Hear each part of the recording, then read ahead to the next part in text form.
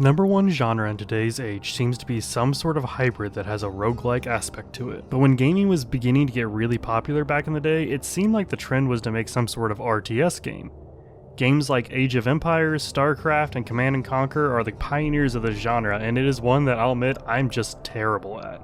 Outside of a few games that have some RTS aspects, I just felt like I could never wrap my head around them until I played a game called They Are Billions.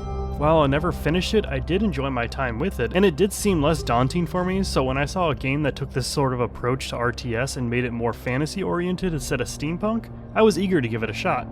But what is this game, and should you check it out when it releases? Stay tuned to find out.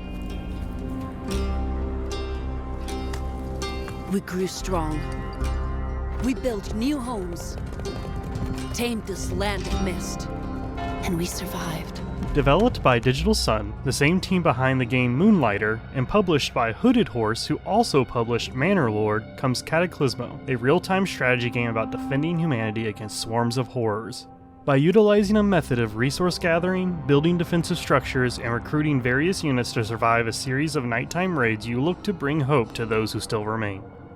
In this totally fictional world, the inhabitants must wear masks to avoid a deadly mist that has infected the world and forced humanity to withdraw from going out too much, and it was all due to someone messing with something they probably shouldn't have. Gameplay for Cataclysmo boils down to constructing buildings for resource gathering of materials like wood, stone, and even oxygen, which is vital to maintain buildings and an army. While it does take some time to gather these resources, you will be rewarded if you explore the map during the day, as there are various deposits for you to gather, although you should keep an eye on your maximum resource allocation, because you cannot go above your maximum, and any that exceed it are just lost. This version of the demo is the second one I am aware of, as I played a slightly different version earlier this year, and I believe you actually had to click on those deposits to gather them. However, in this newer version, you just gather them by being near them, which ended up with me wasting potential resources and kind of made me feel a little frustrated. It was too late that I realized I could construct a building to increase maximum storage, but it wouldn't have mattered during the tutorial as you are limited with what you have access to. But moving past this point brings me to another main issue that I had with the game, and that is something that affects the units that you use to defend your citadel.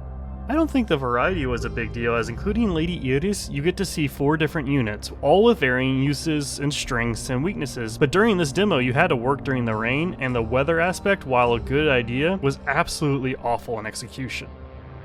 In general, it takes about 2 to 3 hits to vanquish the basic enemy monsters you come across, but if your unit is wet, then their hit chance goes from basically 100% to whatever this ends up being. The roofing system to prevent someone from getting rained on is really rough, and I thought it would be interesting to have a varying weather conditions per day, but it's just raining the whole time and you just have to deal with it. Add on top of that the fact that you're not even really sure where the next wave will come from until a certain time of day tells you, and you're going to spend a good amount of time in a pause mode scrambling to build defenses, and it usually ends up being more enjoyable the second time you play it, as you already have some sort of idea what to expect each night. The voice acting in the game is pretty subpar as well, as you'll get some lines of dialogue that just seem like they were read off of a page with no real intention. Perhaps it is time, Rectora, that we sought once again the Alta Pearl. The Alta Pearl? Don't talk of that poison chalice.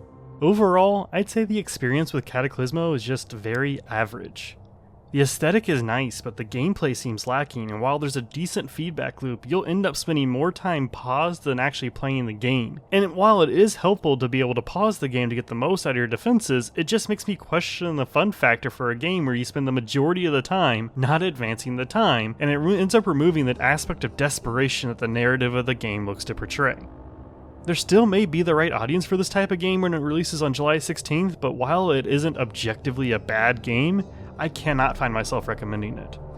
But that'll be it for this video. I hope you have a great rest of your day, and as always, be kind to one another. I see a people carved from stone. And with this stone, we will rebuild.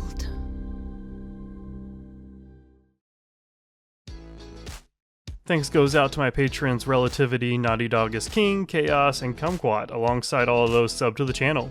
Please consider subbing if you aren't and let me know what you think below, but either way, I will see you soon.